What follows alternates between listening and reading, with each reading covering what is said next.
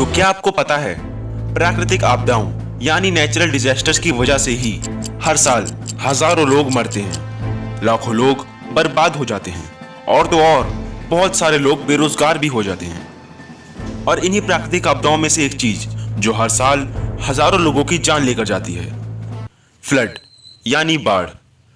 हर साल मॉनसून के महीनों में बाढ़ दुनिया के कई देशों को भारी नुकसान पहुंचाती है। बाढ़ के कारण कई लोग बेघर हो जाते हैं, बहुत सारे लोग बेरोजगार हो जाते हैं और कई लोग अपनी जान गंवा बैठते हैं। तो आज हम इसी बाढ़ के बारे में जानेंगे कि आखिर बाढ़ क्यों आती है, बाढ़ किन कारणों की वजह से आती है, सबसे ज्यादा बाढ़ किस जगह आती है और तो और बाढ़ से हम कैसे बच सकते हैं। तो वीडियो बहुत इंटरेस्टिंग होने वाली है, तो चलिए शुरू करते हैं। फ्लड यानी बाढ़ एक ऐसी आपदा है जिसमें भूमि पर अत्यधिक पानी का अतिप्रवाह यानी ओवरफ्लो हो जाता है। हर साल मॉनसून के महीनों में बाढ़ लगभग 60,000 लोगों की जान लेकर जाती है और बाढ़ कई अहम समस्याओं का कारण भी है। तो आइए जानते हैं कि बाढ़ क्यों आती है और इसके आने के क्या क्या कारण हैं। बाढ़ एक प्राकृतिक और अप्राकृतिक आपदा है। कभी कभी बाढ़ हम इंसानों की वजह से भी आती है, पर ज्यादातर बाढ़ प्राकृतिक कारणों की वजह से ही आती है। तो चलिए जानते हैं कि बाढ़ आने के प्रमुख कारण क्या हैं। बाढ़ आने का सबसे प्रमुख कारण है भारी बारिश।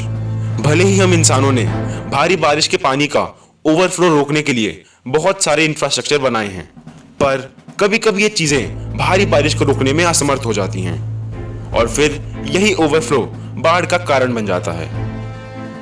आपको जानकर आश्चर्य होगा कि बाढ़ का सबसे प्रमुख कारण और सबसे मुख्य कारण ये भारी बारिश ही है। दूसरा प्रमुख कारण है नदियों का ओवरफ्लो यानी नदियों का अति प्रवाह।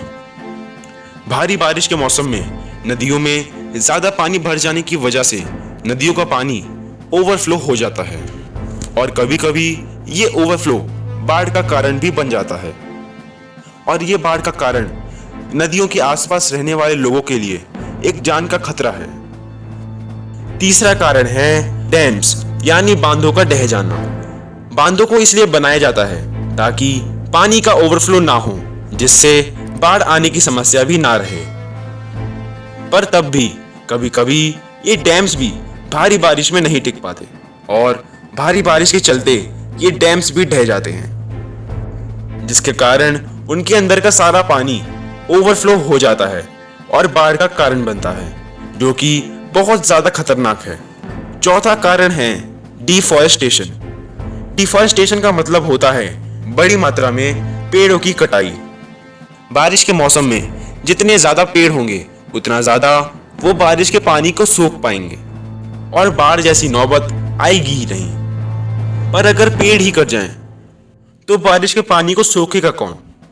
इसलिए हमें पेड़ नहीं काटने चाहिए, जो हमारे लिए हर तरह से उपयोगी हैं। पांचवा कारण है स्नो मेल्ट यानी बर्फ का पिघलना।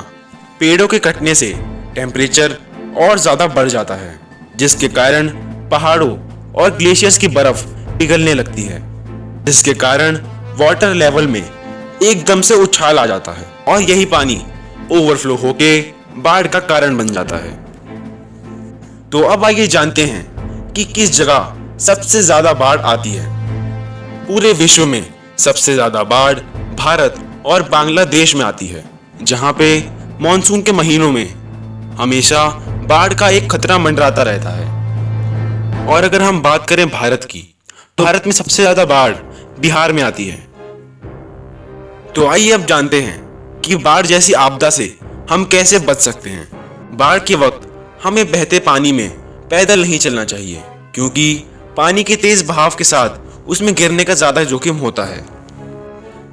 हमें बहते पानी में वाहन भी नहीं चलाने चाहिए, जिससे और खतरा बढ़ सकता है। और किसी ऊंची जगह पर चढ़ने की कोशिश करनी चाहिए, जिससे हम बाढ़ से बच सकते हैं। बाढ़ के वक्त हमें बिजली की तारों को भी नहीं छूना चाहिए, ताकि हमें बिजली का झटका भी ना लगे। तो कैसी लगी आपको वीडियो? अगर वीडियो में कुछ कमी हो तो कमेंट सेक्शन में जाकर जरूर बताएं, और अगर आपने अभी तक फैक्टेबल दुनिया को सब्सक्राइब नहीं किया है तो अभी जाके कर दें। Thanks for watching.